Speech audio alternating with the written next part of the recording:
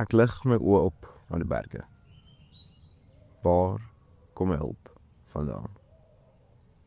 Ons kyk nog altyd na die berge, generasies van ons, en voel so klein.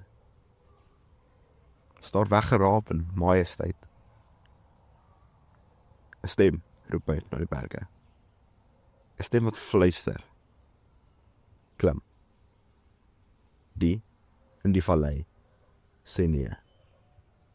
Maar die duisende gedigte, skilderye en psalms getuig van ander, ook na die berge geroep, wat ook hulle oë oprig na die berge, en ook wonder of die fluisterstem wat roep, ook die een is, waar hulle hulp vandaan kom.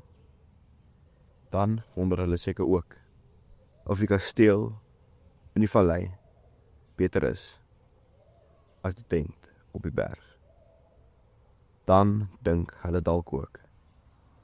Dan weet hulle dalk ook met daai fluisterstem binne hulle ook, dat die een wat die berge geskep het, die een wat hulle ook roep, ook die een is, waar hulle hulp sal vandaan kom.